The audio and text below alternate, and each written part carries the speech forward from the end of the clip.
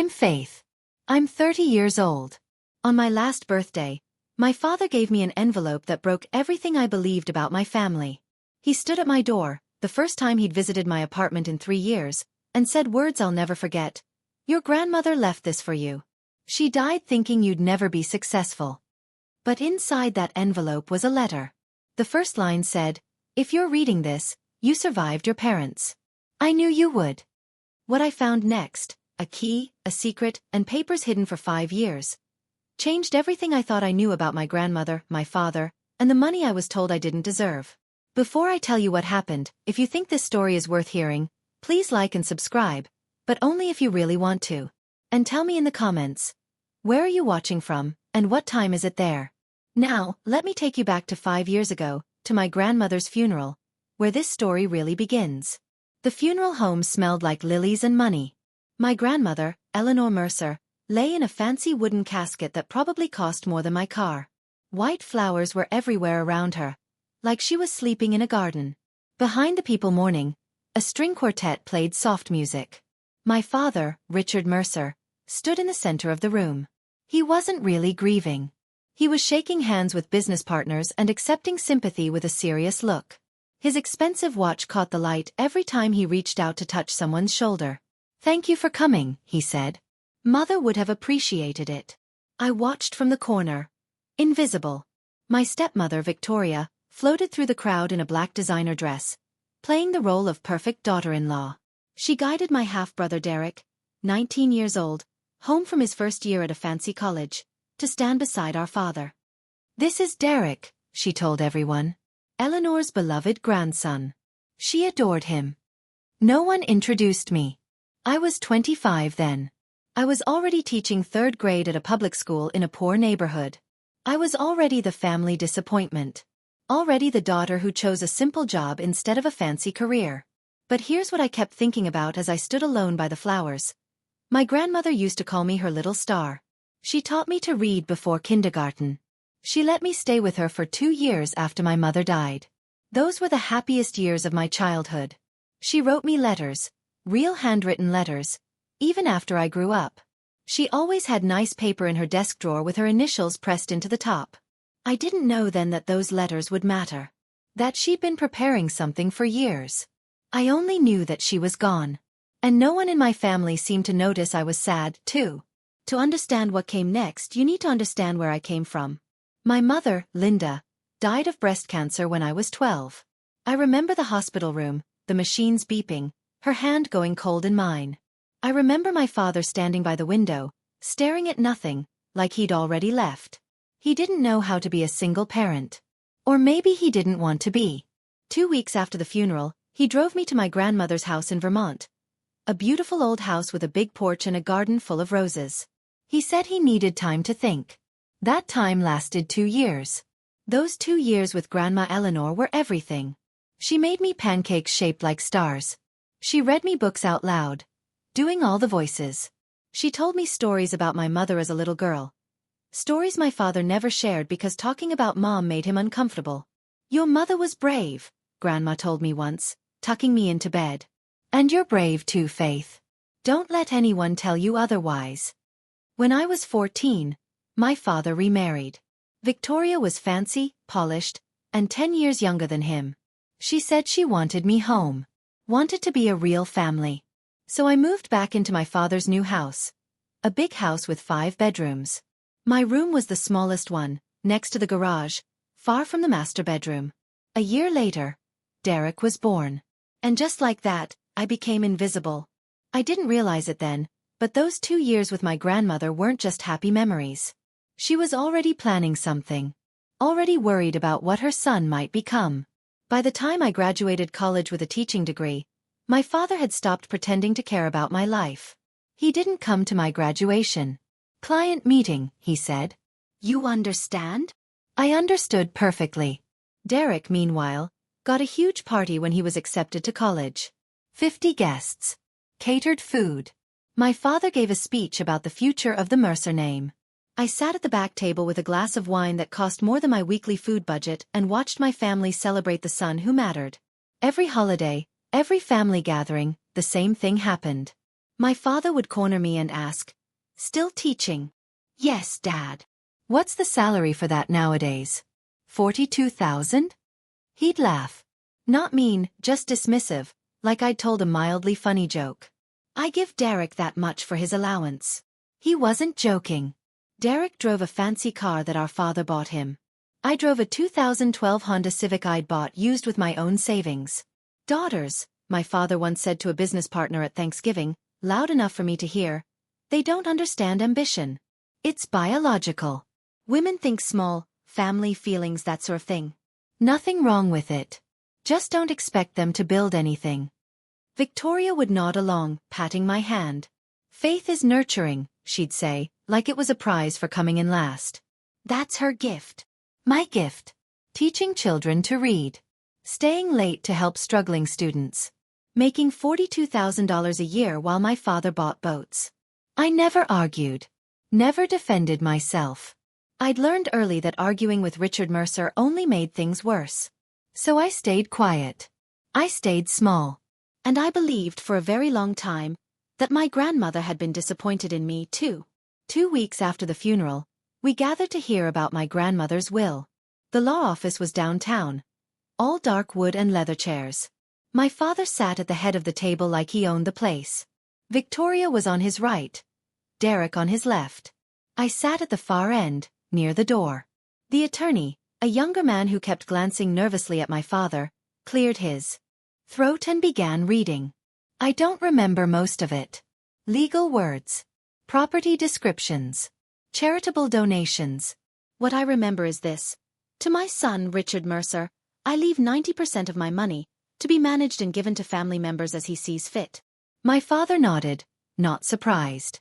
"To my granddaughter, Faith Mercer, I leave $10,000 to be used to buy a reliable car."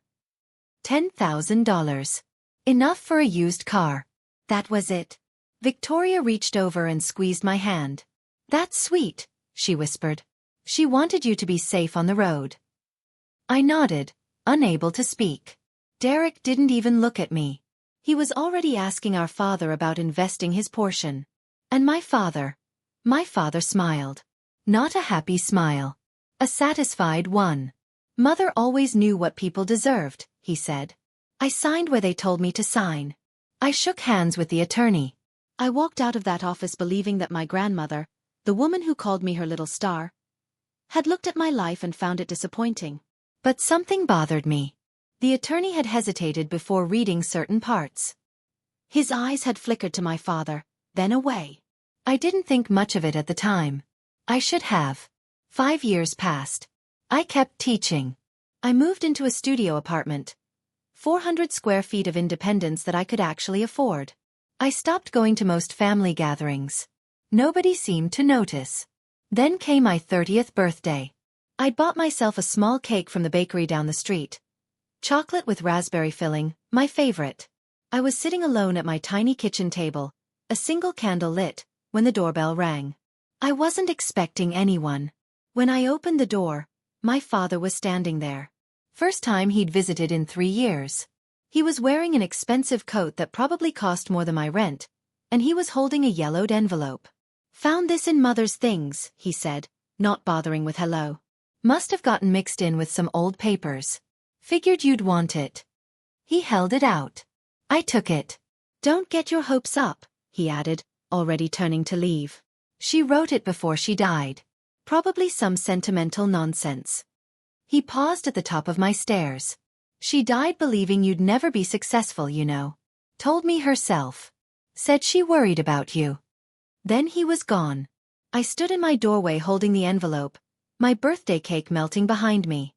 The paper was old, slightly brittle. My grandmother's handwriting on the front. For Faith. To be given on her 30th birthday. My father hadn't opened it. The seal was still intact, that old-fashioned wax seal my grandmother used, with her initials pressed into it. Slowly, I walked back inside, sat down at my table, and opened the envelope. Inside was a letter folded around a small brass key. The letter began, "My dearest Faith, if you're reading this, it means you survived your parents. I knew you would." My hands were shaking so badly I could barely hold the paper. I read the words again. "If you're reading this, It means you survived your parents. Not your father. Parents. Plural. Like my grandmother knew exactly what kind of household I'd grown up in. I kept reading. My sweet girl, I need you to understand something. I have never, not for one single day, believed you were anything less than extraordinary. If your father told you otherwise, he was lying. He lies about many things. It's a habit he learned from his father, and one I failed to break. Tears were streaming down my face now. 5 years of believing she'd given up on me. 5 years of carrying that shame. The key inside opens a safe deposit box at First National Bank, downtown branch. Box number 1247. I have named you as the only person who can open it. Not your father. Not his wife. Not his son. Only you. Inside that box, you will find everything they tried to hide from you. Documents. Proof. Your inheritance, the real one, not the scraps Richard wanted you to have. I set the letter down. Picked it up again. Read that paragraph 3 more times. Your inheritance, the real one. I didn't leave these things with my regular lawyer, the letter continued. Richard would have found them. I left them where only you could reach them, when you were old enough to know what to do. There is also a card in the box from Margaret Holloway. She's an old friend, and she knows everything. Call her if you need help. Remember, my star. You are not what they made you believe. You never were. All my love, always, Grandma Eleanor. The key was cold in my palm, brass, with the number 1247 carved on it. I didn't sleep that night. The next morning, I called in sick to work, the first time in 3 years, and drove downtown. First National Bank was one of those old stone buildings that looked like it had been guarding people's secrets since forever. Marble floors, brass fixtures, the kind of quiet atmosphere where everyone speaks in whispers. I walked up to the front desk with my driver's license and the key. I need to access safe deposit box 1247. The clerk, young, professional, slightly bored, typed something into her computer. Then stopped. Typed again. Her eyebrows rose. 1 moment. Please, ma'am. I need to get my manager. 10 minutes later, I was sitting across from Thomas Caldwell, the bank manager. He was in his mid-40s, graying hair, kind eyes behind wire-rimmed glasses. Miss Mercer, he said, studying his screen. This box was opened by Eleanor Mercer in 2019, and you were added as the only person who can access it at that time. No one else, he emphasized those words carefully, has permission to open it. Several people have asked about it over the years, but we followed Mrs. Mercer's instructions exactly. Asked about it, I said. Who? He hesitated. I'm not allowed to say. But your grandmother was very specific. She told me personally, if anyone else asks, including my son, tell them there's nothing here. And I have. He leaned forward slightly. She also told me something else, Miss Mercer. She said, when my granddaughter comes, and she will come, tell her I never stopped believing in her. Not for one day. I couldn't speak. My throat had closed up completely. Thomas Caldwell stood. Let me take you to the vault. He led me through a heavy steel door, down a hallway lined with hundreds of small metal boxes, to number 1247. Take all the time you need, he said, and left me alone. The box was larger than I expected. Inside was a thick folder, a smaller envelope, and a leather portfolio with a law firm's name I didn't recognize. I started with the folder. The first document made me sit down hard on the vault room's small bench. Last Will and Testament of Eleanor Grace Mercer. Executed March 15, 2019. 2 years before she died. 4 years after the will I'd heard read in that lawyer's office. I scanned the pages, legal language swimming before my eyes, until I found the important paragraphs. To my granddaughter, Faith Eleanor Mercer, I leave the following. My education trust fund, currently worth approximately $1.8 million, to be used for her personal growth and security. My property located at 847 Mountain View Road, Stowe, Vermont, currently worth approximately $1 million, which she may live in, sell, or manage however she chooses. $2.8 million. The property in Vermont. The house where I'd spent the happiest 2 years of my childhood. I kept reading. To my son, Richard Mercer. I leave $50,000 and my sincere hope that he will one day understand that family is not a business to be managed, but a garden to be tended. $50,000. Not 90%. $50,000. The will was signed, witnessed, and notarized. Official. Legal. Real. There was more in the folder. Bank statements showing the trust fund balance. The deed to the Vermont property, still in my grandmother's name, never sold as my father had claimed. And transfer records showing that someone had been taking money from the trust. Hundreds of thousands of dollars. Starting exactly when Derek started college. I laid out the bank statements on the vault room bench like evidence at a crime scene. The pattern was clear. September 2022. $85,000 taken out. Derek's first year at college. September 2023. $82,000 taken out. Second year. May 2024. $150,000 taken out. Noted as business investment, Mercer Properties, LLC. Total. $317,000 from my trust fund. Money my grandmother left specifically for me. And that wasn't counting the Vermont house, which my father had told everyone was sold to cover taxes. The deed in my hand said otherwise. The property was still there. Still titled to Eleanor Mercer. Still mine. I sat in that vault room for almost an hour, reading and rereading. My hands had stopped shaking. Something else had replaced the shock. Something cold and clear. Derek's MBA. His fancy degree. His networking events. His future CEO path. All of it paid for with my inheritance. My father's expansion of his real estate business. Funded by money that was supposed to be my security. And they'd done it while telling me my grandmother was disappointed in me. While making me believe I deserved nothing.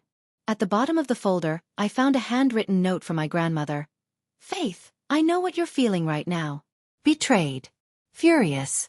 Perhaps even broken. But you're not broken, my star. You never were. I didn't leave you defenseless. Read everything. Call Margaret. And remember, the truth has a way of finding the light. Sometimes it just needs a little help.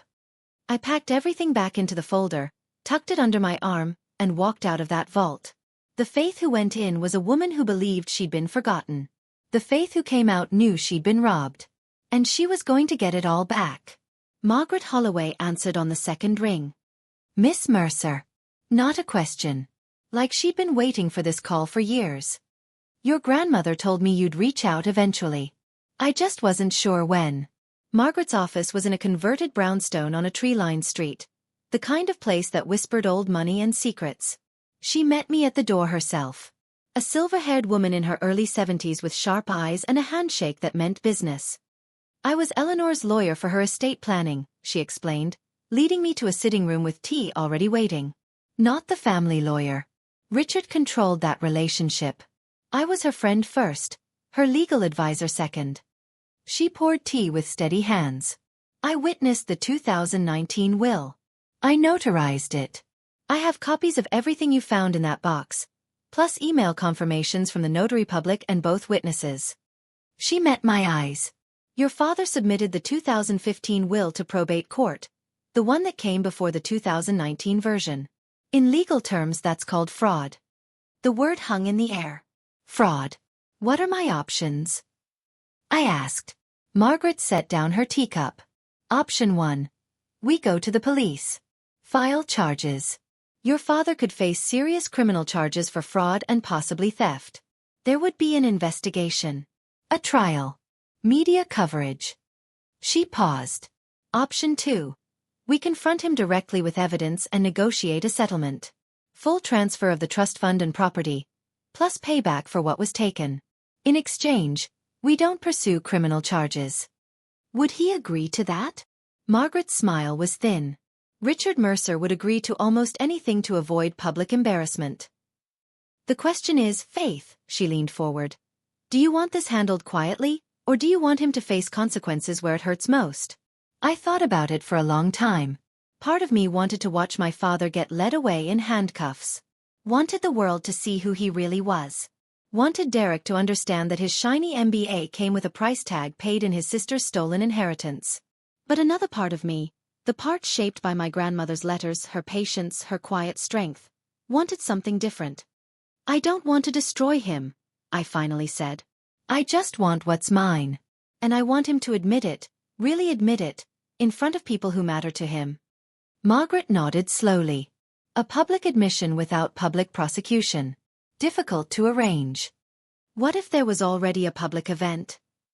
I said. "Something where his reputation is on display. Where the right people are watching." That's when I remembered the invitation. It had arrived last week. Fancy gold letters on cream paper. "You are cordially invited to celebrate the 65th birthday of Richard Mercer." The party was in 3 weeks. At the country club where my father played golf with judges and businessmen. 80 guests. The social event of the season for his circle. Victoria had called afterward to remind me to dress appropriately. "Don't embarrass us, Faith. You know how your father's friends can be." I told Margaret about the party. Her eyes lit up with something that might have been admiration. Or anticipation. "So," she said, "you want to give your father a birthday present he'll never forget?" "I want to give him exactly what he deserves in front of the people whose opinions he actually cares about." Margaret reached for her calendar. 3 weeks, she said. "We have work to do." The invitation sat on my kitchen counter like a dare. Celebrating 65 years of Richard Mercer. Gold letters. Fancy script. The kind of paper that cost more per sheet than some people spend on dinner. Victoria called 3 days before the event. "Faith." Her voice dripped with fake warmth. "Just checking you received the invitation." "I did." "Wonderful. Now, about your outfit. Your father's colleagues will be there. The Hendersons. The Clarks. Judge Morrison. These people notice things." "I understand." "Wear something appropriate. Something that fits." A pause. "And Faith, don't stand in the corner like you did at your grandmother's funeral. It looks odd." "Mingle. Smile. Act like part of the family." I counted to 3 before responding. "I'll do my best to represent the family well, Victoria. That's all we ask." She hung up. I looked at the dress I'd already chosen, hanging in my closet. Navy blue. Simple but elegant. My grandmother's pearl earrings to go with it, the only jewelry she'd left me outright, placed in the safe deposit box instead of listed in any will. And in my bag, a folder. Certified copies of every document I'd found. The 2019 will. The bank statements. The deed. The notary's confirmation. Margaret would be there too. Not as my guest, as someone who had so many fond memories of Eleanor, and had heard about the celebration through mutual friends. Perfectly innocent. Completely innocent looking. My father wanted a birthday party. He was going to get one.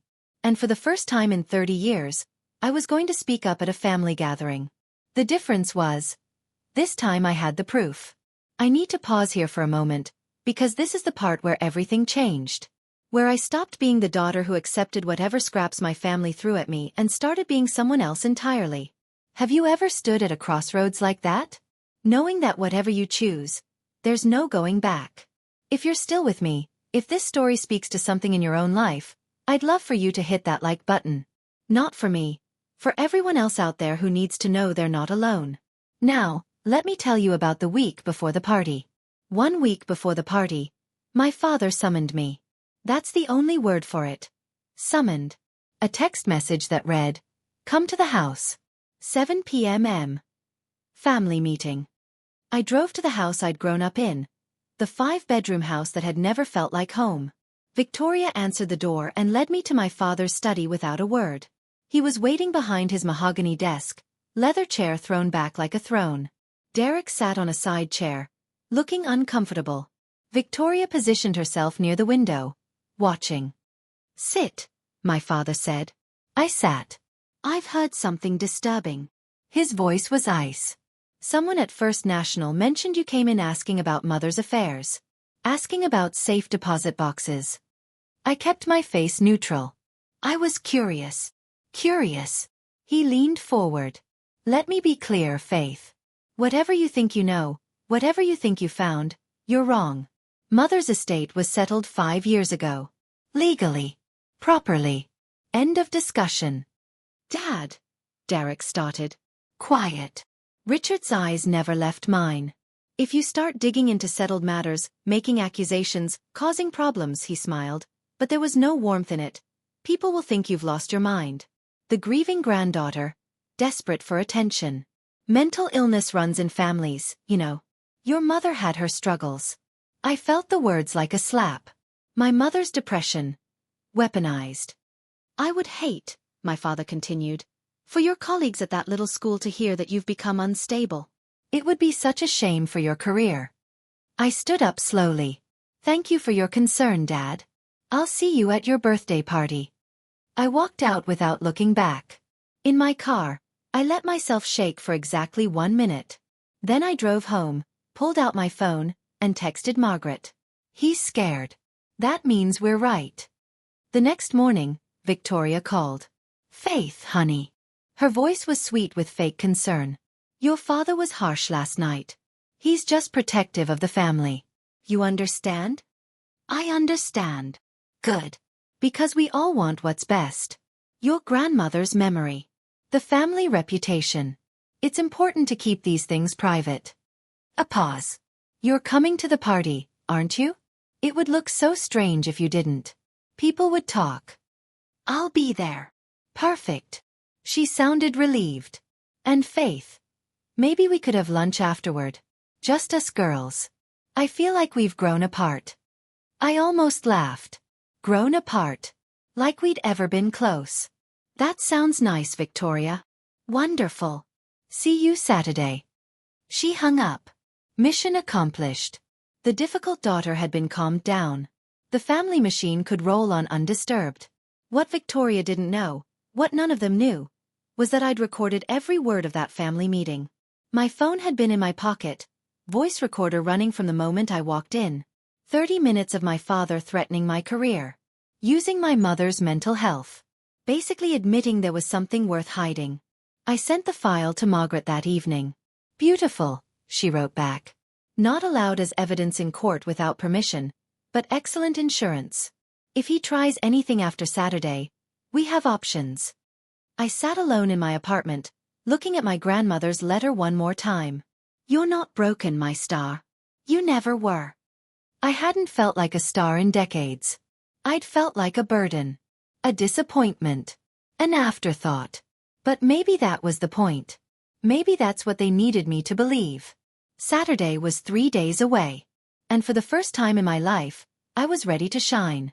The night before the party, I almost backed out. I sat at my kitchen table at 11 p.m.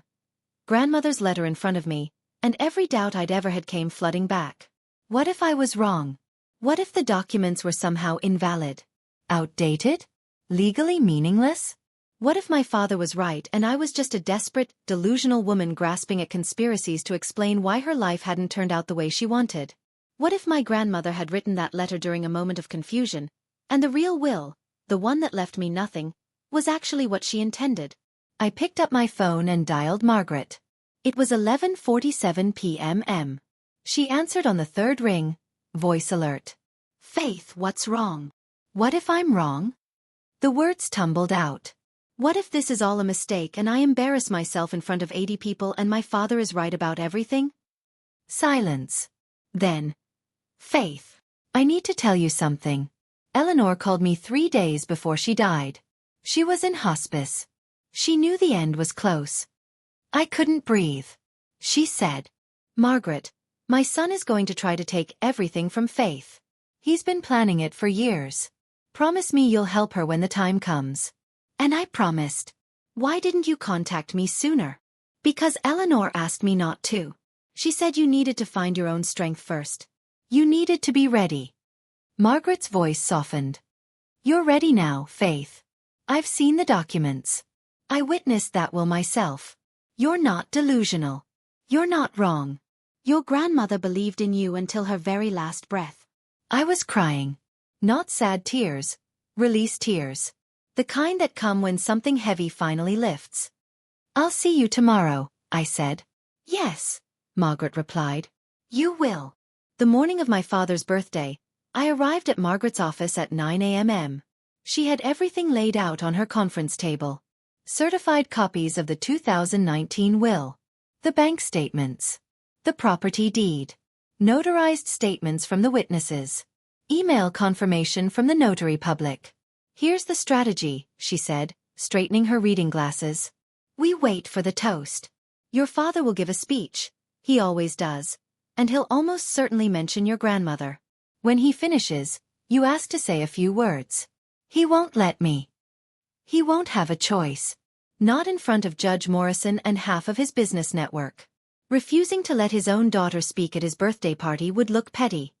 She smiled thinly. Richard cares about appearances above all else. Use that. We practiced what I would say. How I would say it. When to present the documents. Don't raise your voice, Margaret coached. Don't cry. Don't accuse. Present. Let the papers speak. Let the numbers tell the story. At noon, she handed me a slim leather folder. Everything you need. And Faith, she gripped my shoulder. If Richard tries to have you removed, I'll be there. The notary will be there. I invited her as my +1. The witnesses to your grandmother's will. Both attending. You're not alone. I stared at her. How did you arrange that? Your grandmother had friends, Faith. Real friends. People who knew what Richard was capable of and were waiting for the day someone finally called him out. Her eyes were fierce. Eleanor planned this. All of it. She just needed you to be brave enough to see it through. I tucked the folder into my bag. I was ready. The Westbrook Country Club looked like something out of a magazine. Crystal chandeliers cast warm light over white-clothed tables. A jazz quartet played softly near the bar. Through the floor-to-ceiling windows, the golf course stretched green and perfect into the evening mist. 80 guests moved about with champagne glasses, their designer clothes and easy laughter marking them as people who'd never worried about a bill in their lives. My father stood at the center of it all, accepting birthday wishes like a king receiving gifts. His tie was perfectly knotted.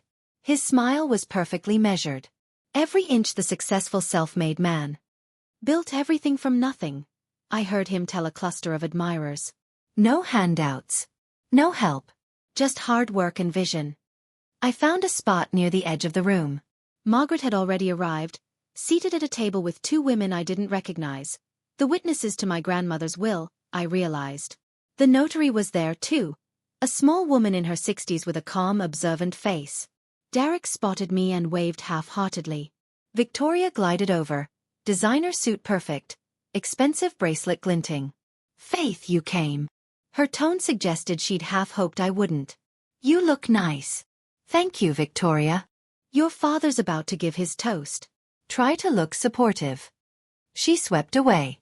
I watched my father take the microphone from the bandleader, tapping it twice to get everyone's attention.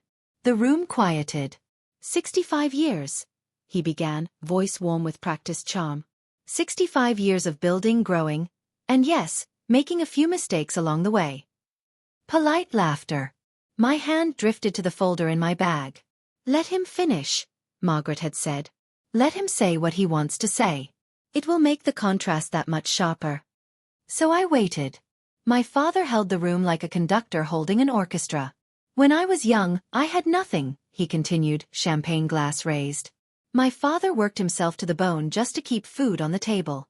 I learned early that if you want something in this world, you have to take it. Nobody hands you anything.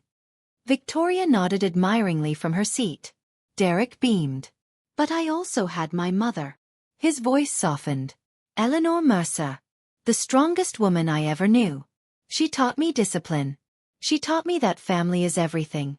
That our legacy is what we build and who we build it for. I felt my jaw tighten. Mother passed 5 years ago, but her spirit lives on in this family. In the values she gave me. In the future she helped me create. He turned to look at Derek. And especially in my son Derek, the next generation of Mercers. Mother always said she couldn't wait to see what he'd accomplish. The room applauded. Derek ducked his head modestly. Her legacy. Her values. Her spirit. My father raised his glass higher. So tonight, I want to thank everyone who's been part of this journey. My beautiful wife Victoria, who supported me through everything. My son Derek, who makes me proud every single day. A pause. A glance in my direction. And my daughter Faith, who's found her own quiet path in life. More applause. A few people looked at me with vague sympathetic smiles. Quiet path. Even at his birthday toast, he couldn't resist the dig. To 65 years, he concluded, and to the legacy of Eleanor Mercer, carried forward by those who truly understood her. The room drank. I stood. Dad, I called out, my voice steady. May I say a few words about Grandma? 80 faces turned toward me. My father's smile didn't waver, but his eyes went cold. He couldn't refuse. Not here. Not with Judge Morrison watching. With business partners lifting curious eyebrows. With Victoria's carefully managed social circle waiting to see what the quiet daughter had to say. Of course, Faith. He gestured toward the microphone like he was doing me a favor. Family should always speak at these occasions. I walked to the front of the room on legs that felt surprisingly steady. I took the microphone. 80 faces watched me. Curious. Bored. Mildly interested. My father stood to the side, champagne still in hand, already preparing to cut me off if I took too long. Thank you, Dad. I smiled. And happy birthday. Polite applause. My grandmother, Eleanor Mercer, was the most important person in my life. I let that sink in. She raised me for 2 years after my mother died. She taught me to read, to cook, to love stories. She called me her little star. I opened my bag. She also taught me to keep careful records. Something shifted in the room. My father's smile flickered. I recently came into possession of some documents my grandmother left specifically for me, including her last will and testament, executed on March 15, 2019. Notarized, witnessed, and legally binding. Complete silence. According to this will, I was meant to inherit approximately $2.8 million, a trust fund and a property in Vermont. Not the $10,000 I actually received. Someone gasped. My father stepped forward. Faith, this isn't the time. The will submitted to probate court was dated 2015. I kept my voice calm, professional, exactly as Margaret had coached. 4 years older than this one. Would you like to explain that, Dad? To all these people who know what document fraud means? The room erupted in murmurs. Richard Mercer's face had gone from control to pale in about 3 seconds. Victoria was gripping her champagne glass so hard I thought it might shatter. Derek just looked confused, like someone had switched the channel on his life without warning. Faith. My father's voice was tight. You're clearly upset. This isn't the place to discuss family matters. I think it's exactly the place. I pulled out the bank statements. These show that over $300,000 was taken from my trust fund in the past 3 years. The timing lines up exactly with Derek's tuition at college. More gasps. A woman I didn't recognize set down her champagne and pulled out her phone. Derek stood up. That's insane. My tuition was paid by the family. By Dad. By my inheritance. I kept my eyes on my father. The inheritance you told me I didn't deserve. The inheritance you said Grandma wanted you to manage because she was disappointed in me. She was disappointed. My father's composure finally cracked. She was a confused old woman at the end. She didn't know what she was signing. Richard. A woman's voice. Calm and authoritative. Margaret Holloway stood up from her table in the back. I was Eleanor's lawyer. I witnessed that will. She was in full command of her mind. Would you like me to testify to that under oath? Every head in the room swiveled between Margaret and Richard. Who the hell invited you? My father snarled. Your mother was my friend for 50 years. Margaret walked forward slowly. She knew exactly what you would do. And she made sure there was someone who would remember the truth. I held up the will. This is certified, Dad. The notary who signed it is in this room. So are both witnesses. Would you like to keep lying? Margaret reached my side, and the temperature in the room seemed to drop 10 degrees. For those who don't know me, she said, addressing the crowd with the ease of someone who'd spent decades in courtrooms, my name is Margaret Holloway. I'm a retired estate lawyer. And Eleanor Mercer was one of my dearest friends. My father looked like he wanted to run, but he was trapped, surrounded by colleagues, clients, everyone whose good opinion he'd spent decades building. Eleanor called me 3 days before she passed, Margaret's voice was steady. From hospice. She was tired and in pain, but her mind was sharp. She said, "Margaret, my son is going to try to steal Faith's inheritance. I've left proof. Make sure it's found."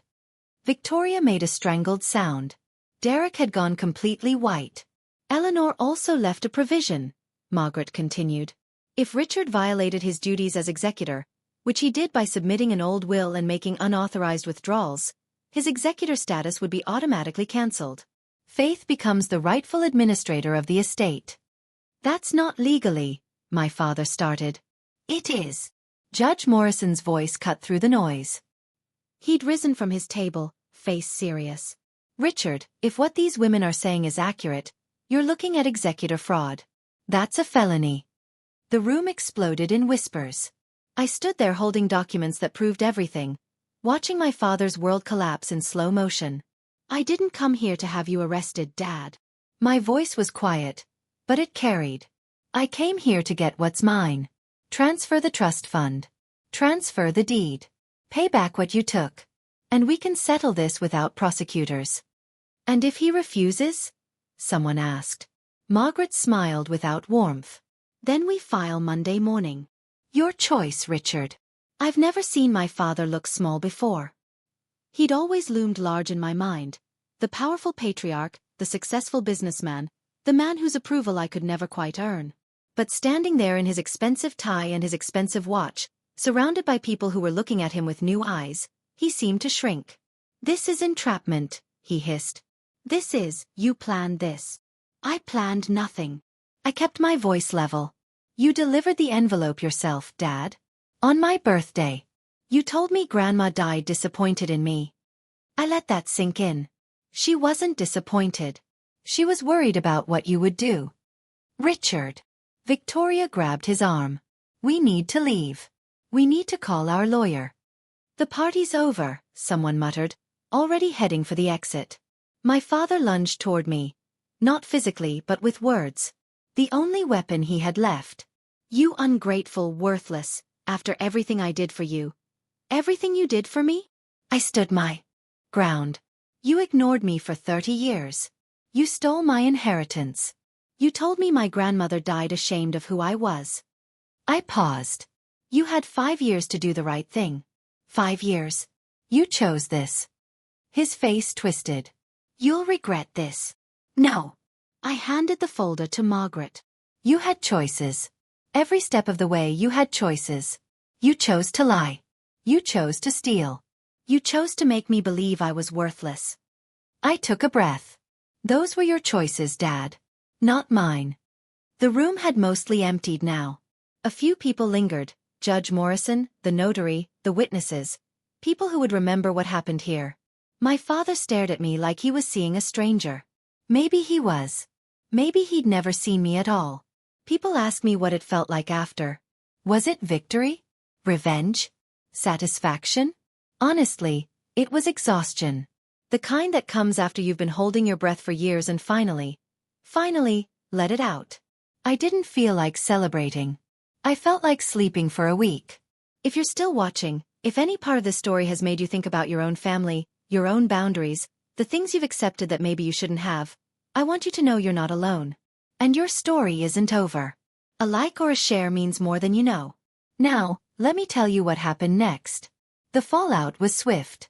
Within 2 weeks of that birthday party, my father was facing an official investigation for executor fraud. His lawyer, a different one from the man who'd read the fake will 5 years ago, reached out to Margaret with an offer. Richard would transfer the remaining trust fund balance, approximately $1. $5 million. To me immediately. He would sign over the deed to the Vermont property.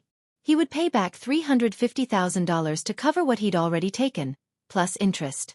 And he would formally give up his executor status. In exchange, I agreed not to pursue criminal charges. Some people thought I let him off easy. Maybe I did. But watching my father go to prison wasn't going to bring back the years I'd spent believing my grandmother hated me. It wasn't going to undo the damage to my self-worth. And honestly, I didn't want revenge. I just wanted what was mine. The consequences rippled outward anyway. Derek had to take out loans to finish his final semester at college. My father couldn't help, The settlement had drained his accounts, and his reputation was in tatters. 3 business partners pulled out of deals with Mercer Properties within a month. If he cheats his own daughter, I heard one of them tell another, who else is he cheating? Victoria filed for divorce 4 months later. I heard she took half of everything he had left. And me? I got a certified check. I got the keys to a house in Vermont. I got a letter from my grandmother that I read every single morning, reminding me that I was loved. That I had always been loved by the person who mattered most. It wasn't a fairy tale ending. But it was mine. 6 months after the party, I got a text from a number I didn't recognize. Faith, it's Derek. Can we talk? I almost deleted it. Almost blocked the number. But something made me pause. Maybe it was curiosity. Maybe it was the knowledge that Derek had been a child when our parents started shaping who he'd become. Just like I had. We met at a coffee shop downtown. Neutral territory. He looked different. Tired. The easy confidence was gone, replaced by something I'd never seen on his face before. Uncertainty. I didn't know. His first words. I know you probably don't believe me, but I didn't know the money was yours. Dad said it was from Grandma. From the family. I never asked where it actually came from. You never asked why I didn't get anything either. He flinched. No. I didn't. I just accepted what I was told. We sat in silence for a moment. I'm not asking for money, he said. I'm not asking for forgiveness. I needed you to know that I'm sorry. For taking what wasn't mine. For never questioning why you were treated differently. He looked down at his coffee. I took out loans. I'm paying my own way now. It sucks, honestly. But it's fair. I studied my half-brother. 24 years old. MBA almost complete. Finally learning what it felt like to struggle. I'm not going to pretend everything's fine, I said. We were raised in the same house, and you got everything while I got nothing. That doesn't just disappear because you're sorry. I know. But, I took a breath. You're not him, Derek. You don't have to be. If you really want things to be different, prove it over time. That's the only way this works. He nodded slowly. I can do that. Maybe he could. Maybe he couldn't. But at least he was willing to try. I kept my job. A lot of people thought I was crazy. You're a millionaire now, my friend Sarah said. Why are you still teaching 3rd grade? But that's the thing about money. It can't buy what I loved most about my life. The moment a kid finally sounds out a difficult word. The light in their eyes when a math problem suddenly makes sense. The drawings they make for me that I keep in a folder at home. Years and years of stick figures and best teacher hearts. My grandmother understood that. She left me the money because she wanted me to have choices, not because she thought I was making wrong ones. So I stayed. I teach at the same school. The same kids who need someone who believes in them. But now I do it without the constant stress of living paycheck to paycheck. I do it knowing that if I want to,